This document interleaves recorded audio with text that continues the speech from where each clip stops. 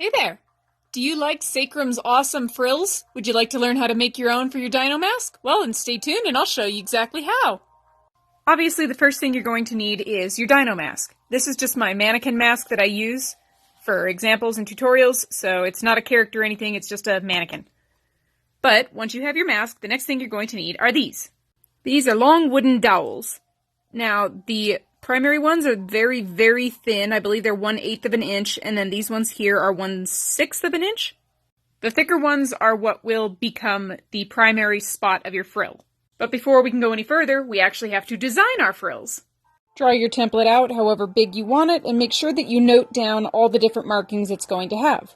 Now take your template and your thicker wooden dowels, and measure them for the top one.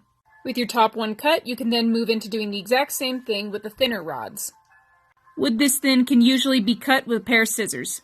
Join me for part 2. Welcome back to part 2 of making frills for your dino mask. Once you have all your wooden dowels cut out, we need one more piece of support. This is just a piece of 1mm foamies that was cut to roughly this diameter. The big thing to keep in mind with this is you do want it to kind of plug this little hole right here, because this is going to be our structural support in order to stick it onto the mask. Make sure you duplicate it so there are 2, one for each frill. Or more if you're doing more. You know, don't let me stifle your creativity. Go frill crazy. Next, you need to heat up your hot glue gun and mark out where each of these little pins are going to go on the actual frill. Gently apply your glue in a straight line.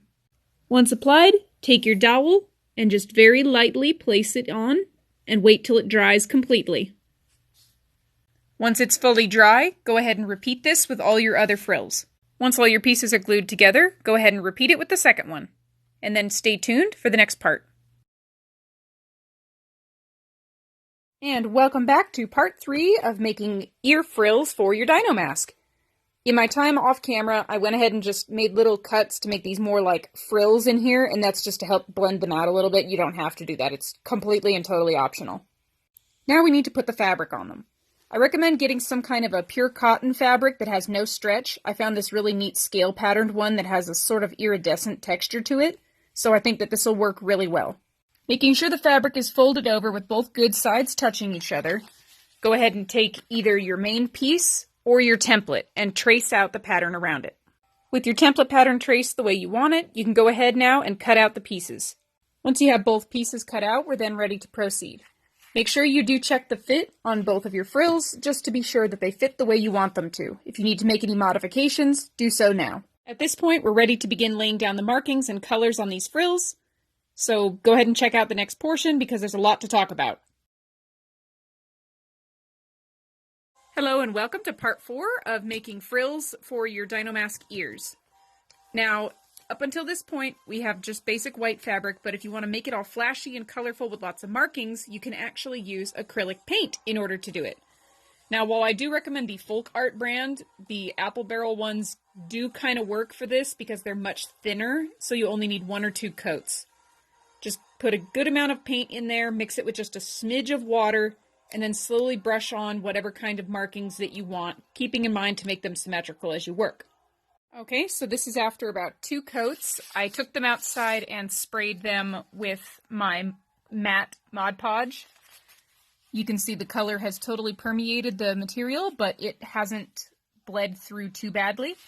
I also did paint the back just to make sure it's nice and saturated, and they still have a good wiggle to them. Join me in the next part, and I'll show you how to attach them. And welcome back to part 5 of making ear frills for your dino mask. Now at this stage, they're all sealed and the paint is protected, so we can finally install our little armatures that we made. First step is to flip these over.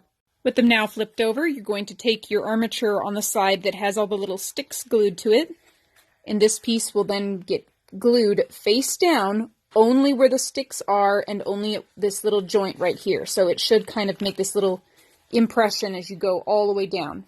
Do them one by one, and please make sure that you let them dry completely before you proceed. I find the easiest way to do this is to flip it over and apply your glue to the underside. Then just lay it down. And once you glue down all of the wooden dowels, you should have something that looks kind of like this. You can see that they still do have their wiggle, and they look really good. I'm going to show you how to finish them off in the next part. Hello, and welcome back to part 6 and the final part of making these ear frills for your dino mask. At this stage, you should have them almost completely finished on the front half. The only thing we have to do now is hide all of the armature and stuff on the back. To do this, I use a two-way stretch material. It's just a nice dark black material that will obscure all this.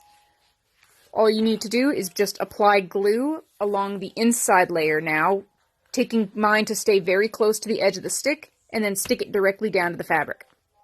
Once everything's glued down, you can go ahead and cut out the edges from your fabric.